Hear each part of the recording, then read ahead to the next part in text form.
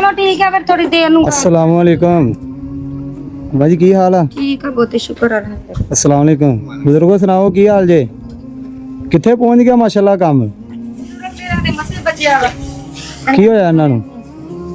ਇਹਦੇ ਤੇ ਆ ਪੱਠੇ ਖਲੋ ਗਏ ਨੇ ਬੁਖਾਰ ਚੜ ਕੇ ਤੇ ਬਸ ਐਵੇਂ ਹੀ ਦਵਾਈਆਂ ਲੈਂਦੇ ਰਹੇ ਅੱਲਾਹੁ ਅਕਬਰ ਇਹ ਤੇ ਕੰਮ ਵੀ ਨਹੀਂ ਕਰਦੇ ਤੇ ਪੱਠੇ ਕਿਦਾਂ ਇਹਨਾਂ ਦੇ ਲੱਤਾਂ ਜਿਹੜੀਆਂ ਨੇ ਨਾ ਉਹ ਖਲੋ ਗਈਆਂ ਬੁਖਾਰ ਪੈ ਗਿਆ ਲੱਤਾਂ ਤੇ ਕਈ ਤੇ ਕੜਾ ਲਈ ਸਿੱਕ ਪੈ ਗਈ ਫਿਰ ਇੱਥੇ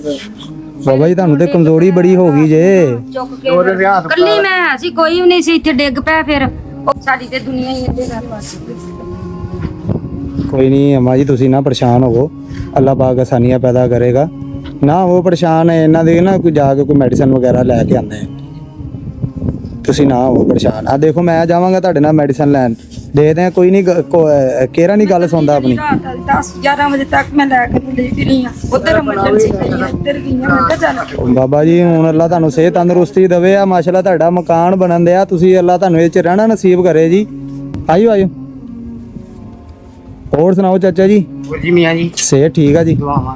ਮਿਸਤਰੀ ਸਾਹਿਬ ਅੰਕਲ ਜੀ ਕੀ ਹਾਲ ਆ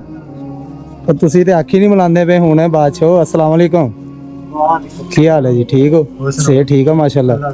ਕਿੱਥੇ ਕੁ ਪਹੁੰਚ ਗਿਆ ਮਾਸ਼ਾਅੱਲਾ ਕੰਮ ਹੋ ਗਿਆ ਕੰਮ ਓਏ ਹੋਏ ਹੋਏ ਆ ਕੀ ਹੋ ਗਿਆ ਖਿਆਲ ਨਹੀਂ ਕੀਤਾ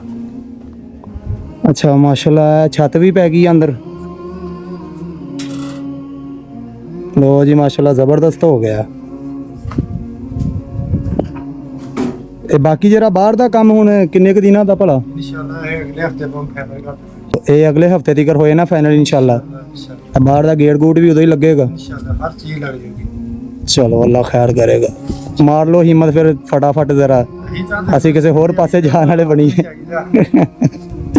ਚਲੋ ਬਾਬਾ ਜੀ ਤੁਸੀਂ ਪਰੇਸ਼ਾਨ ਨਾ ਹੋਵੋ